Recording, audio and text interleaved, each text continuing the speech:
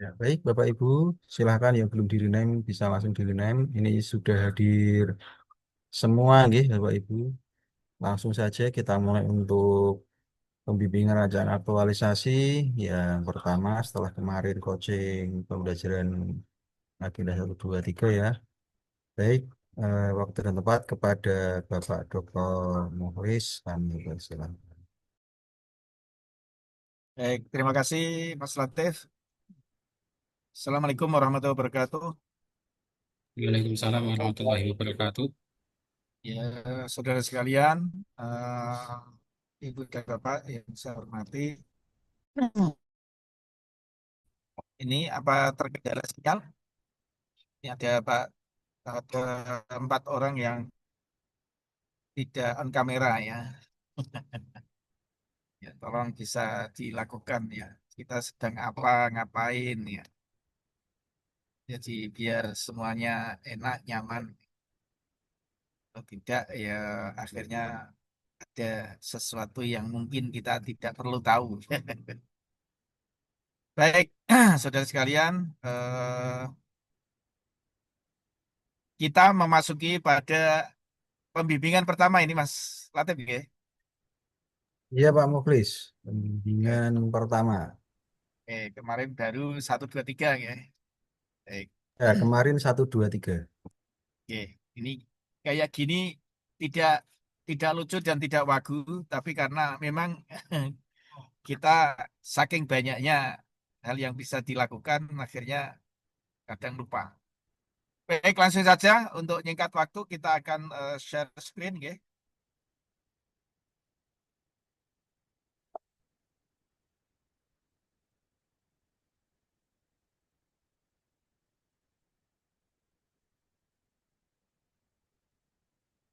Sudah nampak, ya, Bapak Ibu? Ampun, Pak.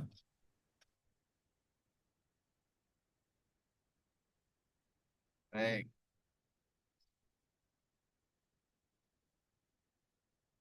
semoga semua lanjut ya, semua sehat, tidak ada kendala yang berarti.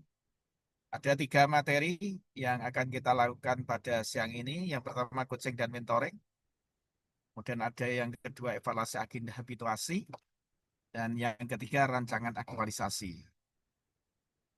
Ya. Pertama kita akan melihat coaching mentoring.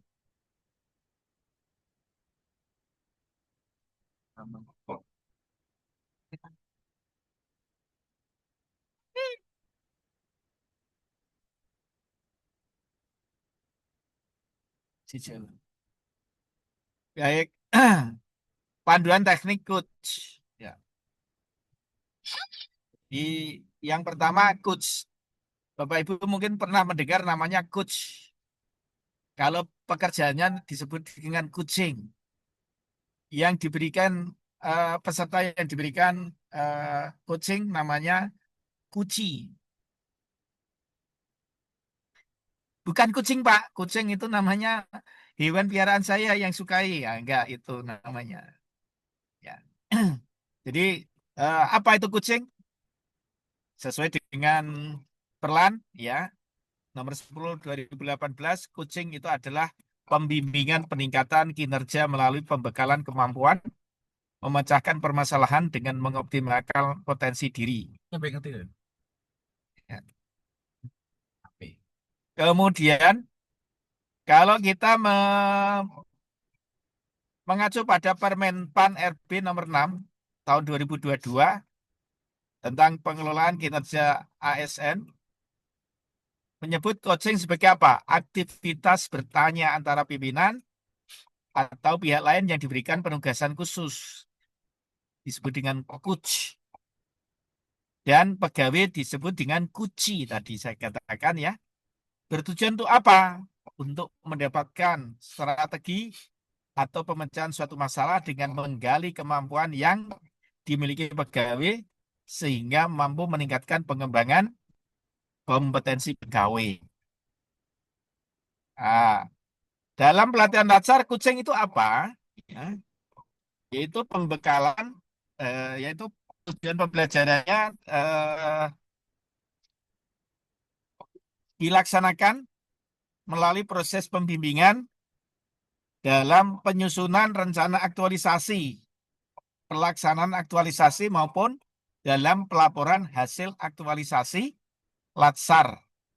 Sehingga apa tujuannya? Peserta. Ya. Tujuannya adalah peserta mampu mendapatkan pembimbingan dengan kemampuan pembangunan kesehatan. Ya. Selain itu apa? Coach juga memiliki kode etik. Apa itu kode etiknya? Tujuan dari coaching adalah pertama, membantu peserta pelatihan untuk dapat apa? Untuk dapat menyelesaikan seluruh tahapan pembelajaran aktualisasi. Dan yang kedua apa? Tujuan coaching itu membantu peserta pelatihan untuk dapat menggali dan mengembangkan potensi dalam proses aktualisasi. Nah, syaratnya coach itu apa? Satu, sudah mengikuti workshop Latsar CPNS. Alhamdulillah saya sudah 2023. Kemudian tidak menjadi penguji atau mentor dalam satu angkatan. Iya. Syarat khusus, jabat struktural yang memenuhi kualifikasi minimal pejabat pengawas. Media suara semua jenjang, pejabat fungsional selain WI semua jenjang. Ya. Kemudian non ASN yang memenuhi kualifikasi setara dengan jabatan pengawas. Kemudian kode etik apa? Menjunjung tinggi integritas, menolak segala bentuk penyalahgunaan wewenang, patuh dan taat pada aturan, menjunjung tinggi toleransi kearifan lokal dan keagamaan lain. Apa? Tugas dari coach. Tugas coach itu apa? Memberikan motivasi dan tantangan. Ya. Kemudian membimbing peserta menyelesaikan seluruh tahapan pembelajaran aktualisasi. Melakukan monitoring kegiatan selama pembelajaran aktualisasi.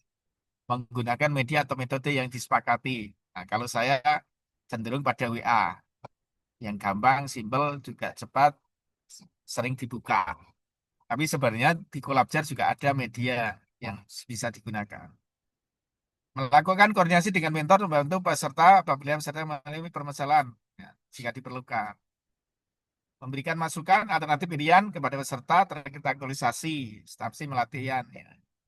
Terkait apa? Pemilihan isu aktual, gagasan kreatif yang diusulkan, dan pelaksanaan kegiatan menyelesaikan isu selama pembelajaran aktualisasi tempat kerja. Jadi kalau saya usil, jangan dianggap kayak tadi misalnya, kenapa ya peserta pada tidak respect? Apa nggak butuh? Itu apa sebenarnya?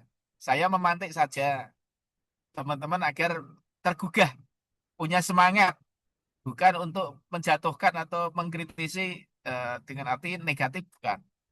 Tapi membuka teman-teman harus aktif, harus peka, dan punya semangat untuk membuat rancangan aktualisasi. Itu saja tujuan saya.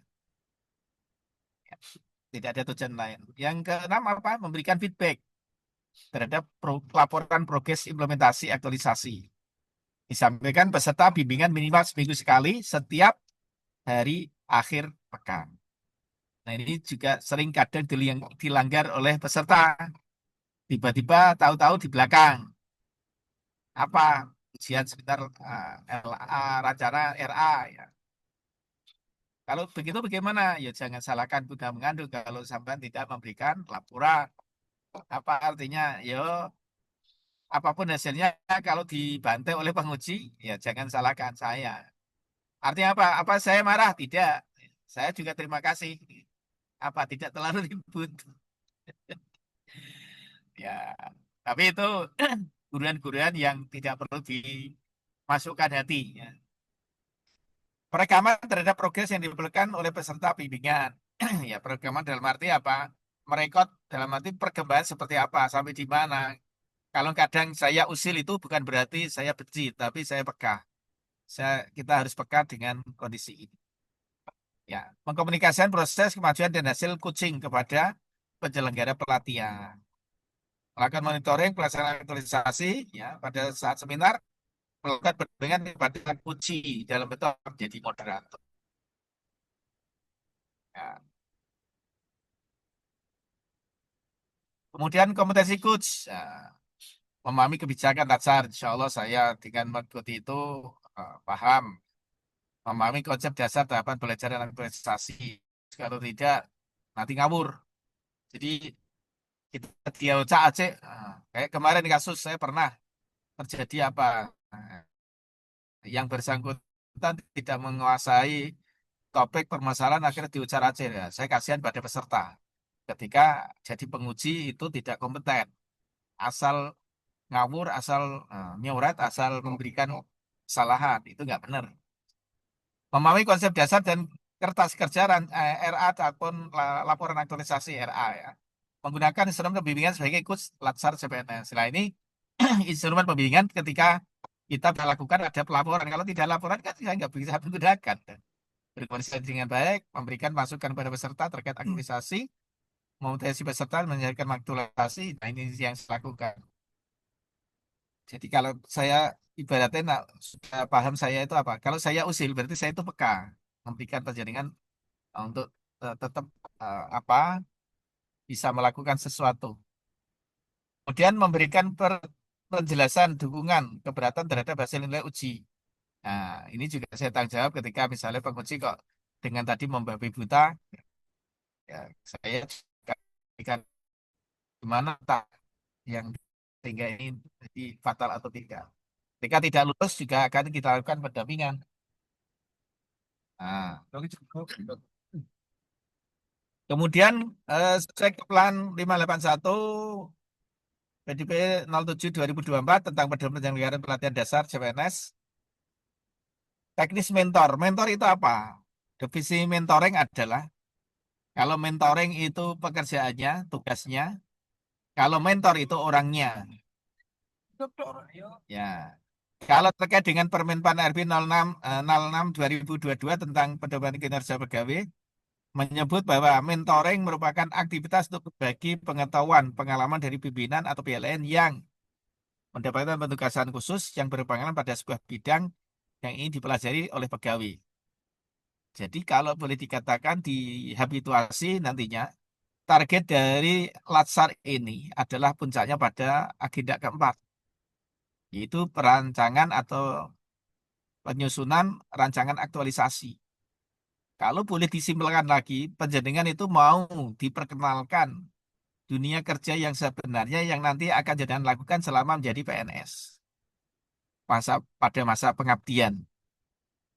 Ya, apa itu?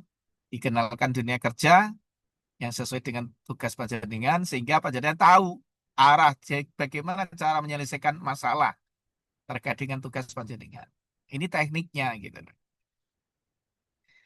Jadi jangan dianggap ini beban, ini dunia awal kita.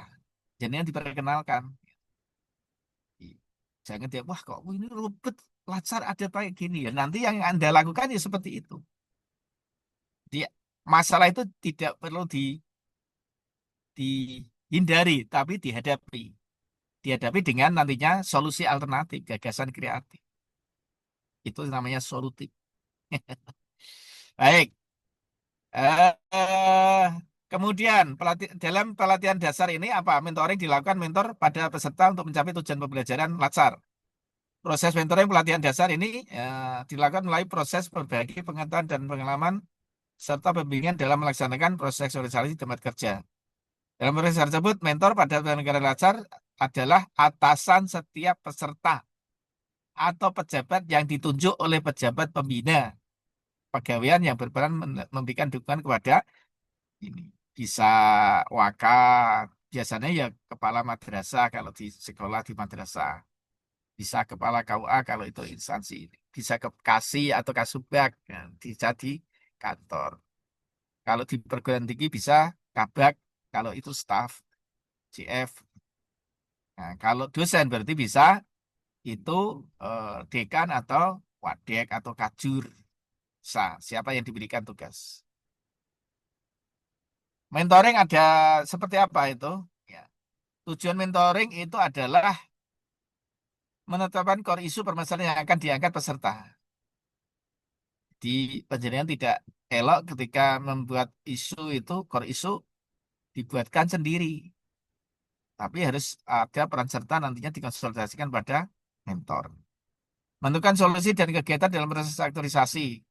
Kemudian memastikan kelancaran proses aktivitas yang dilakukan oleh peserta. Dan memastikan peserta pelatihan dapat menggali dan mengembangkan potensi dalam proses aktualisasi. Kandidat mentor ini orangnya, syarat-syaratnya, kode etiknya, ya.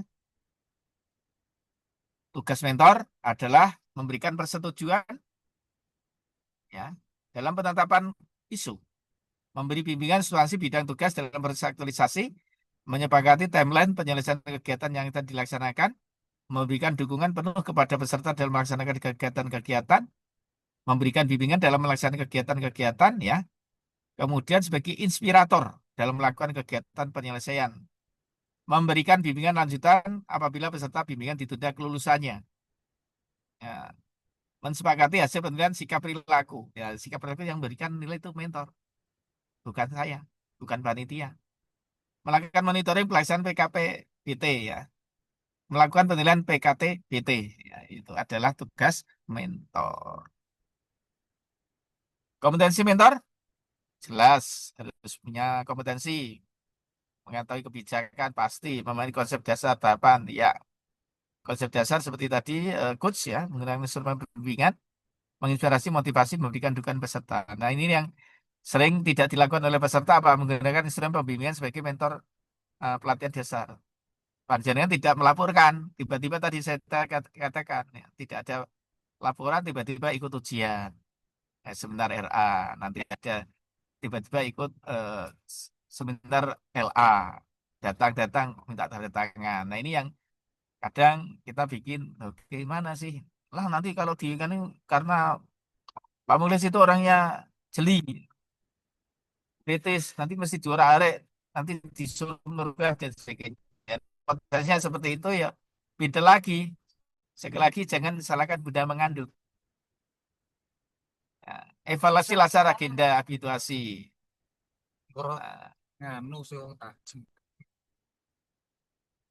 ya, jadi tenaga pelatihan evaluasi lasar itu perlu ada tenaga pelatihan. Kemudian pelatihan penyelenggaraan itu ada peserta. Nah, dalam hal ini kita melakukan dengan apa? Ya, aspek dan bobotnya penilaian evaluasi tergantung. Ada 3 pola model model pelatihan lasar, ya. Berbentuk pelatihan klasikal, ada yang berbentuk full e-learning. Nah, ini full e-learning menggunakan online semua dari awal sampai akhir seminar LA-nya menggunakan full e-learning. Kalau klasikal berarti semua tatap muka langsung, ya, dari awal sampai akhir. Tidak ada yang namanya online. Nah, kalau kita pelaksanaan kegiatan ini menggunakan model blended learning. Artinya apa? Kalau model blended learning berarti antara perpaduan antara e-learning dengan klasikal.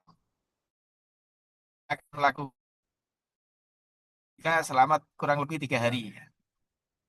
Nah, nilainya bagaimana untuk evaluasi lasar?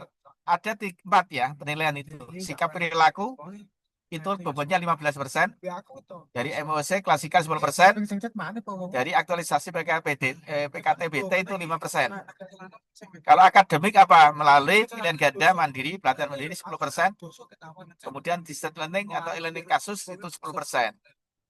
Nah, di aktualisasi itu ada 2. Yang pertama, rancangan atau RA. Nanti dilihat dari apa? Seminar RA. Ada penguji penilaiannya berapa? Itu ada berapa persen? Ada 50% dibagi 2. Jadi kalau seminar RA dan seminar LA itu menempati 50% nilai. Nah, yang RA itu 20%. Yang pelaksanaan atau LA itu 30%. Baru yang terakhir penilaian PKT-BT itu 15%. Nah, komponen dan bobot evaluasi aktualisasi. Ada penilaian RA. Ya. Yang dinilai apa ini? Di rancangan aktualisasi nanti dalam bentuk apa? Seminar rancangan aktualisasi Yang dua, tiga pertemuan lagi kita sudah masuk ke sana. Apa indikatornya? Ketepatan rencana organisasi dikaitkan dengan agenda 3.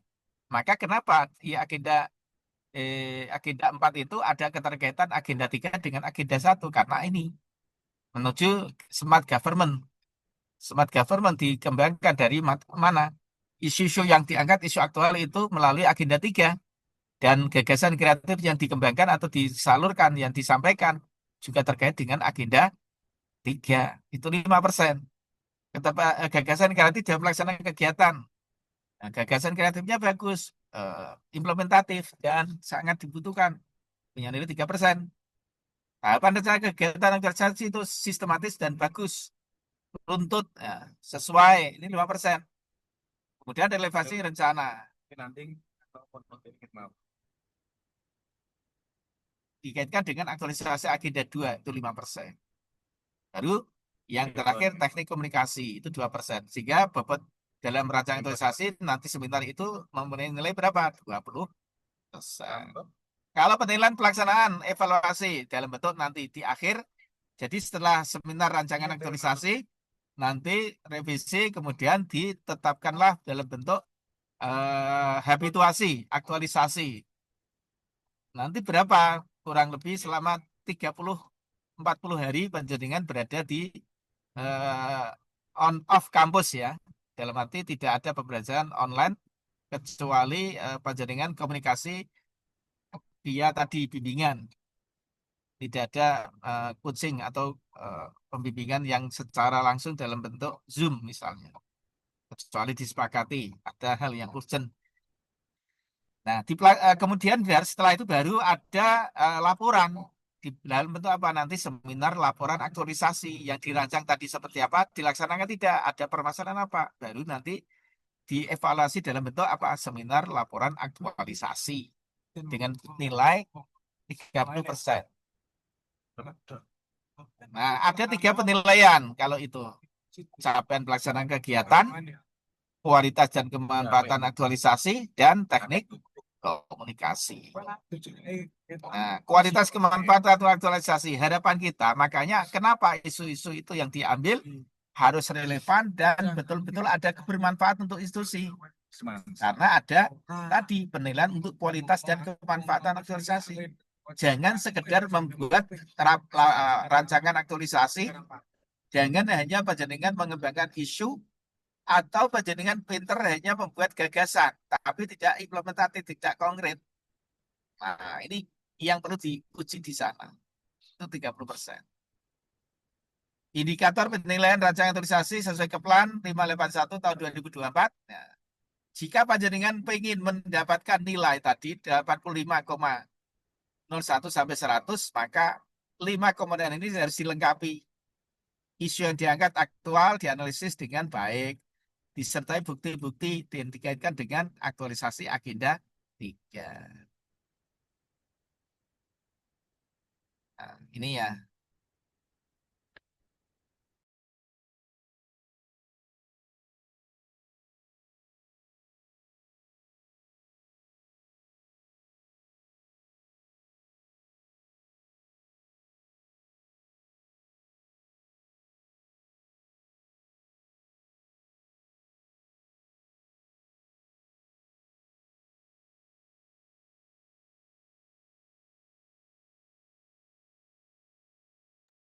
Ya, selanjutnya gagasan kreatif dalam pelaksanaan kegiatan. Maka saya selalu mengatakan antara rencana aktualisasi di core issue itu harus aktual, sinkron dengan gagasan kreatif yang jenengan tawarkan. Jadi gagasan kreatif itu harus menjawab dari akar isu yang disampaikan tadi. Kalau tepat, nilainya akan tadi mendapatkan oleh 3%. Terobosan memecahkan isu tergambar dengan jelas dan memiliki lebih dari 3 kegiatan pemecahan isu yang dikaitkan dengan agenda 3. Ini ya. Jadi harus lebih dari 3 kegiatan bentuknya ya. Gagasan kreatif itu. Minimal 4. Ada 6, lebih bagus itu nilainya lebih tinggi. Ketepatan dalam kegiatan aktualisasi itu 5%. Artinya apa?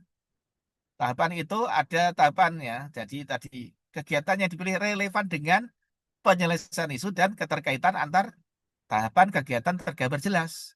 Tidak abu-abu ada tidak semi.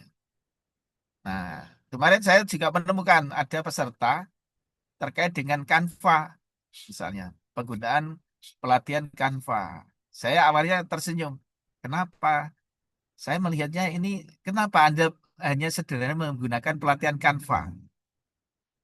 Dia cerita, ini padahal ada identifikasi, ini karena apa? Karena ini Pak, tesnya saja sudah menggunakan berbasis online semuanya. Tapi pembelajarannya masih menggunakan metode ceramah, metode konvensional yang itu membosankan siswa pakai LKS dan sebagainya. Kemudian yang jadi masalah apa sebenarnya? Dia tidak mampu, kelas atau medianya tidak cukup.